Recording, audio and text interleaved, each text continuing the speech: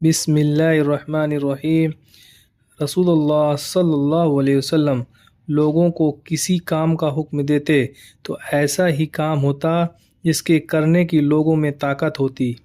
اس پر صحابہ کرام نے عرض کیا، یا رسول اللہ، ہم لوگ تو آپ جیسے نہیں ہیں، آپ تو معصوم ہیں اور آپ کی اللہ پاک نے اگلے پچھلے سب لغزشیں معاف فرما دی ہیں، اس لیے ہمیں اپنے کچھ زیادہ عبادت کرنے کا حکم فرمائیے۔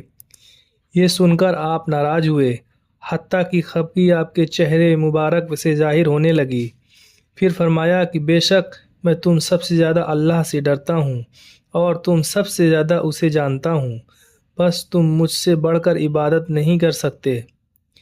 صحیح بخاری حدیث نمبر 20۔ حضور اکرم صلی اللہ علیہ وسلم نے ارشاد فرمایا، جس شخص میں یہ 3 باتیں ہوں گی وہ ایمان کا مزہ پالے گا۔ ایک یہ کہ وہ شخص جسے اللہ اور اس کا رسول ان کے مسوسے زیادہ عزیز ہوں، اور دوسری یہ کہ جو کسی بندے سے محض اللہ ہی کے لیے محبت کرے، اور تیسری بات یہ جسے اللہ نے کفر سے نجات دی ہو، پھر دوبارہ کفر اختیار کرنے کو وہ ایسا برا سمجھے جیسا آگ میں گر جانے کو برا جانتا ہے۔ صحیح بخاری حدیث نمبر 21۔